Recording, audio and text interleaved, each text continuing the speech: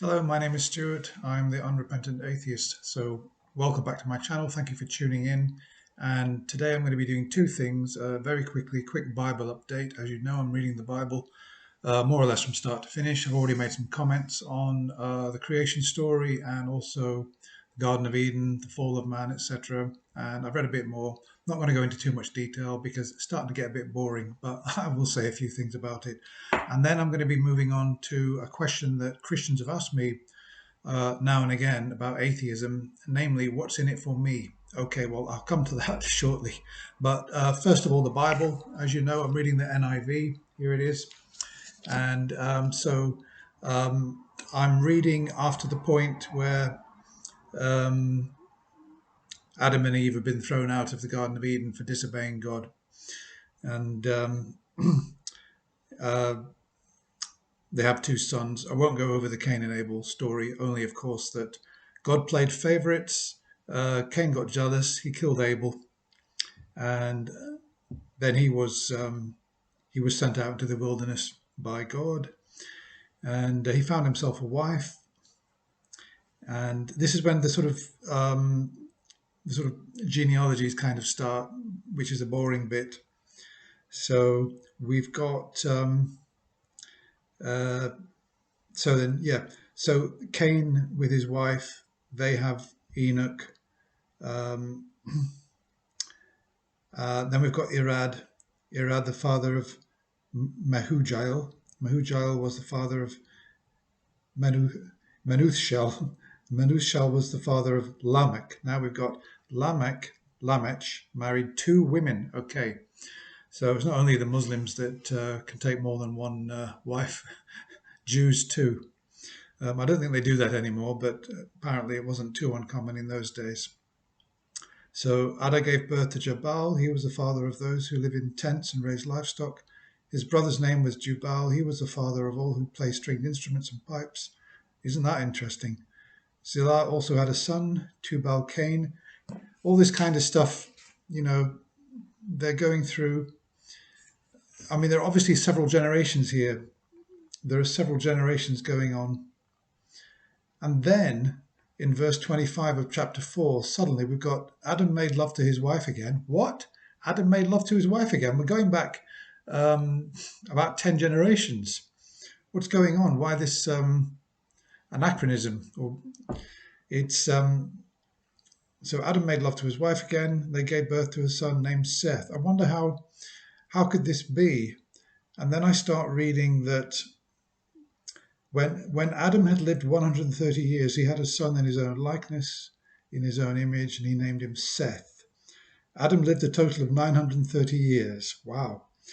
Um, Now, I haven't looked up, I haven't done any research on the ages of these people in the Bible. I guess that their years weren't the same as ours, but on the other hand, it might explain um, why Adam uh, was able, 10 generations on, at quite an advanced age, several hundred years, to to have another child.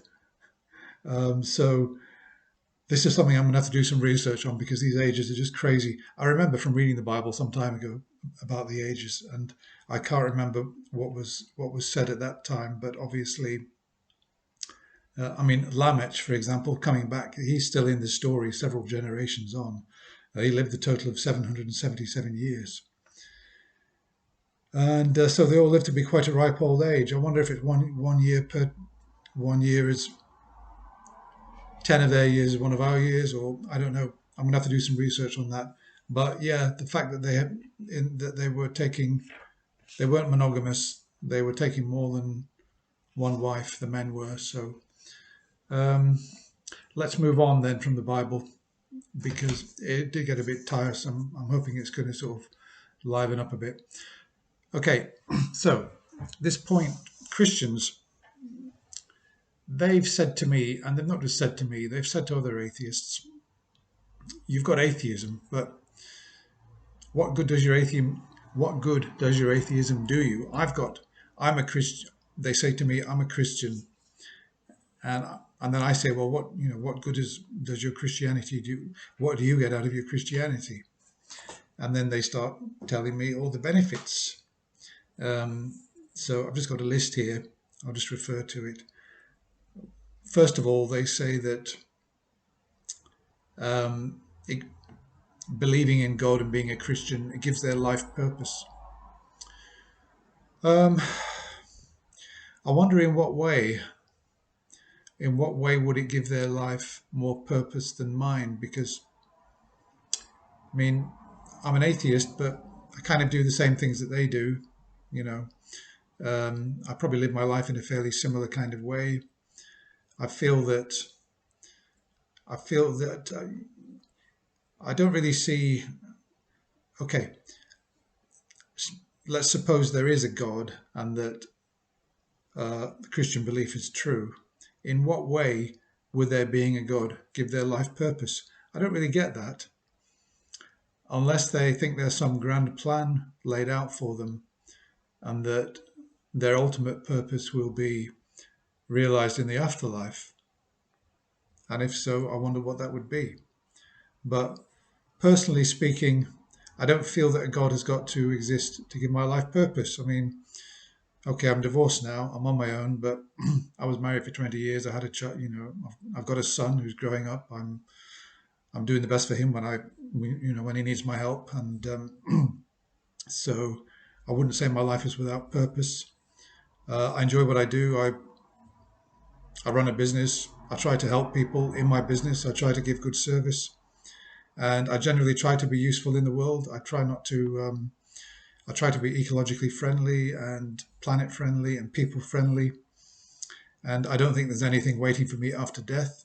I think that the lights will go out and I'll never be conscious again. But I don't feel that my life is without purpose and without meaning. I sort of feel that I give purpose and meaning to my own life as it is on this earth, because I know I think, a fairly high degree, very high degree of certainty for me, not absolute certainty, of course, but I've got a high level of confidence that there's nothing beyond this life, just because I haven't seen any evidence for it. So I try to create meaning for my own life, and I think that other atheists and um, people who aren't Christians, I think it's very arrogant actually to say that as a Christian or as a Muslim, my religion, my God gives my life purpose, because it means by default that people out there like me and all the other non-believers and infidels don't have any purpose in life. And as I've just argued, that just isn't true. We each give ourselves purpose in life. We don't need a God to do it. So what else have they got? Well, they tell me that God is like a friend to them and that they can pray and speak to God. Well, um, yes and no. I remember when I was a child, I invented a little buddy for myself, a little friend who I could talk to. And I knew that he wasn't real, but I kind of pretended that he was real. But after a while, I grew out of it. And I suppose that praying and speaking to God for a Christian or a Muslim or a theist is a bit like that. You've invented a sort of father figure for yourself that you can confide in and speak to, and you've convinced yourself um, through your belief or through your faith that this father figure exists, and it's some kind of it may well help you. It may well help. I concede that if you convince yourself that this God is real and that you're actually talking to this God, of course you're getting no conversation back. Of course you're not. Well, some people claim that they do, but you know what I think about that. Um, so I can see how offloading your problems onto an imaginary friend or praying and asking for things and confiding all your thoughts in this imaginary friend, it would be a bit like, for me, I suppose, writing a diary or something like that and confiding in a diary. But a diary is real, whereas God, um, I don't think the God is real that these people are praying to, that they're singing to, and that they're speaking to. I think they're speaking to nothing at all, and that they've done what I did when I was a child, just invented myself a friend, just a sort of comfort figure for a bit of support. So. Um, the point is that I can see how it's a benefit, but on the other hand, if you're not praying, if nothing is really there, why would you want to do it? Um, I mean, you could just speak to your friends and confide in your friends. I've found it in my life useful to uh, get my support from friends. And of course, then Christians would say, this is another thing I've written down here on my list, that they get the support of their Christian community. And yes, that that is certainly a benefit.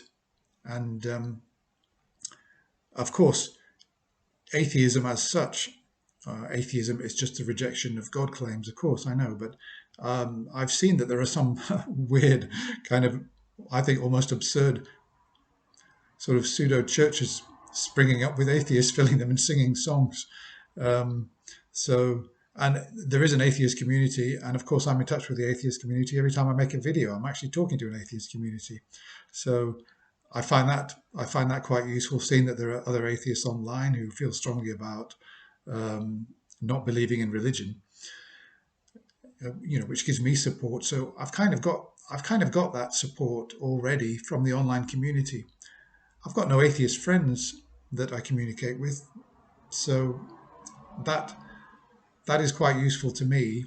But I can certainly accept what Christians say, that they've got a lot of support from their community, and it's a devastating blow for a lot of Christians that if they deconvert, they suddenly lose all that. It's worse because, I mean, if I suddenly converted to Christianity, I'm fairly certain that atheists will be saying to me, well, we don't agree with you, Stuart. What are your reasons? I'll say, well, I suddenly had this amazing feeling of awe about the universe, and oh my God, there must be a God, and that God is Christian. I fell on my knees, I prayed to Jesus, and I had this incredible feeling, and there's a God. I mean, if I said that, atheists would just say, well, that's your own personal experience, doesn't apply to us. We think that you've converted for bad reasons. But what they wouldn't do is ostracize me.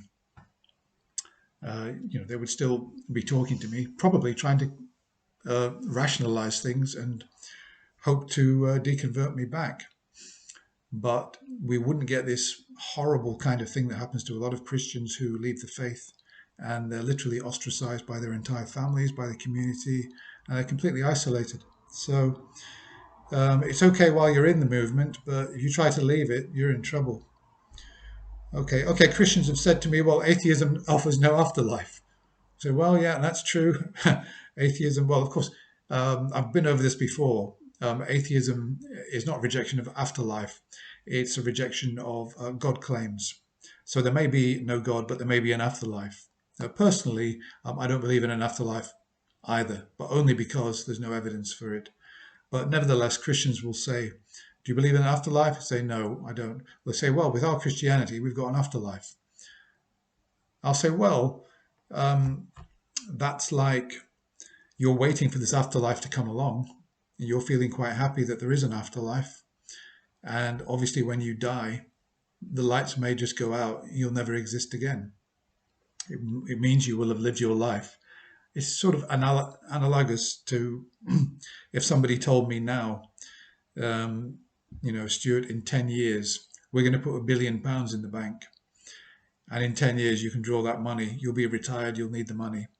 And I'll go through those 10 years quite happily, frittering away the meager sums I've saved up, thinking that I've got £1 billion coming to me, living unwisely on the way, having a good time, not maybe saving a bit for my old age, falsely believing that there's money there. And then when I get to, I'm 57 now, I get to the age of 67 and I log into my bank account, which I've not been able to look at, and I see absolutely nothing there. I'll realize not only I've been tricked, but that I lived those 10 years believing a lie. So I don't really see how the afterlife can be of any kind of benefit. It may give you some sort of false comfort while you're alive that when you come to die, that there'll be something more. But because there's no really good reason to believe in an afterlife, I think it's a bit like having that pretend £1 billion in the bank, that you're living in a way under false pretenses. because you've got no good reason to believe in that afterlife. So I don't really see that as a benefit at all. But, again, some people will, when they're facing death, will hang on to their Christianity. And if it helps them in those final moments when they're dying, I've said that, if my grandmother, if she was still alive, if she was a devout Christian, she was dying, she was on her deathbed, and she said to me, looking terrified, do you think there's an afterlife? I wonder what I would say, honestly. I would, I would probably in those circumstances tell a white lie just for compassion. Or I don't know what I would say. Or I might just say, well, I would probably say I don't know. Uh, I mean, I don't believe there is an afterlife, but in that situation, I would probably look at her honestly and say, grandmother, I don't know. And I would hope that I wouldn't be able to give her any comfort in that moment, but at least I would be able to tell her the truth. So, and that's what this is all about, because Christians say to me, atheism, what's in it for me?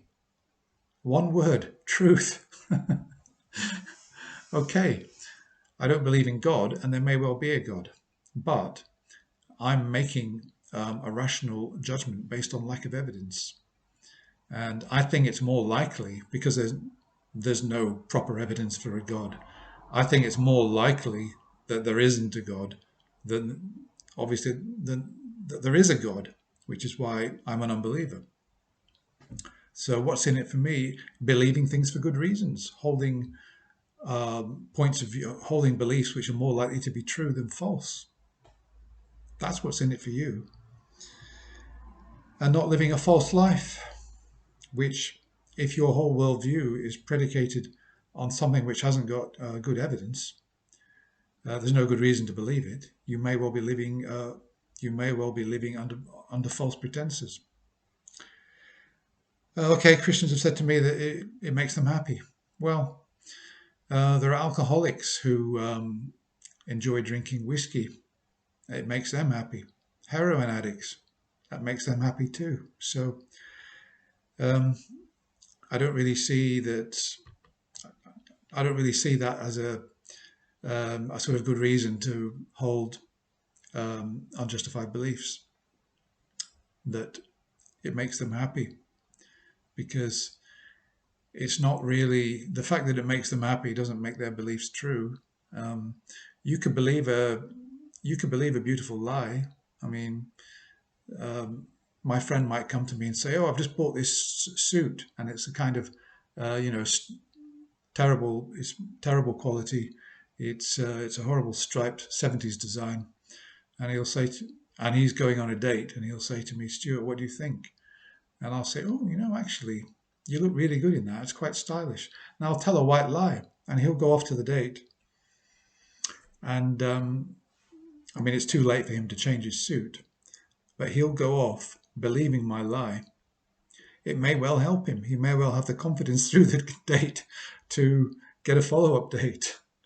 But you can't get away from the fact that he's still believing a lie. I didn't tell him the truth. I gave him a lie to help him through. It's like children. I mean, you spoon feed children with sugar to make life as sweet as possible for them.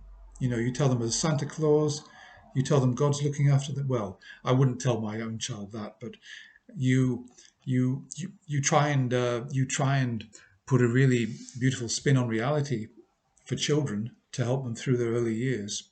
But we're grown up now. We don't need that. We don't need to be told there's enough. We don't need to be told there's £1 billion in the bank account when there isn't. So I don't really see the point in it. It's like treating people like children. It's crazy. Let's see. Have I been through all these? Yeah. So they've said that it's amazing. They get amazing spiritual feelings. They get feelings of wonder and about God's creation and everything like that. Well, I get sort of uplifting feelings when when I listen to music, and when I go out into nature and I see how beautiful it is. Yeah, I feel exactly the same. The same way that I feel horrified when I see wars going on, like what's happening in Ukraine. So I don't really see that they're getting anything there that we atheists, people who reject God, are not getting. We have those same feelings of awe and wonder. So there's not really much more there to say. So when Christians are saying, I think I've summarized everything there. In the comments, you can leave if you think I've missed something that Christians are getting. And okay, so the main thing is they say for atheism, what's in it for me is if I convert to atheist, deconvert, and I become an atheist, what's in it for me? And all I can say is holding properly justified beliefs and having beliefs that are more likely to be true, and avoid living life with a high possibility that your worldview is actually a false one, I say is a fantastic benefit. And not taking what I think is a massive risk. I think it's a very high risk of believing something that's a lie. It's better for me to say, well, Christianity, I don't know, I'm not convinced, um, than actually believing that. I'd rather be absent of those beliefs which I know have got no good foundation to them, even if I'm taking the risk that they're going to be true. I think I've made a proper decision, and I've minimized for me the chance of holding a false worldview, because I still think there's no evidence, proper evidence for Christianity at all. And I think it's so incredibly unlikely that Christianity is true that, I mean, I won't put any odds on it, but I've got a very high level of confidence that Christianity is actually untrue, and that these people who are coming to me and saying, atheism, what's in it for me? Um, just having a proper, coherent, rational worldview is, I think, a good basis um, for living your life and being free from superstition and false beliefs. So that's all I've got to say, really. If you think I've missed anything there, in terms of what the benefits of atheism are, because also with atheism, um, I mean, I'm also what I think is a healthy skeptic. I don't just dismiss things out of hand. I always consider them. I always look for evidence, and I do get a bit fed up with Christians and people who believe in ancient aliens and all sorts of stuff, saying have an open mind. What makes them think I haven't got an open mind? Every time a claim comes to me, the first thing I do is go and do some research. I've researched several sources, and I look at it. I look at the academic sources. I look at the pseudoscience. I look at as much evidence as I possibly can, given my time constraints, and I determine from that whether propositions are true. And that's why I've rejected Christianity, Islam. I've rejected all God claims I've ever heard. I've rejected virtually every conspiracy theory. Um, I've rejected ancient aliens and all this kind of stuff, and chiropractors and homeopathy. I've thrown the whole lot out because there's no proper good evidence for any of it that I've just mentioned. None of them at all. And that's what you're going to get from atheism, and also proper use of skepticism, healthy skepticism, I call it.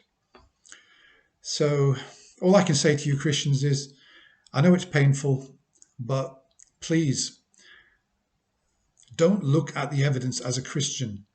Imagine that you don't believe, and then look at the evidence. Throw out the Bible. The Bible's not evidence. The Bible's just claims, and then look outside of the Bible and find out what corroborates the claims in the Bible.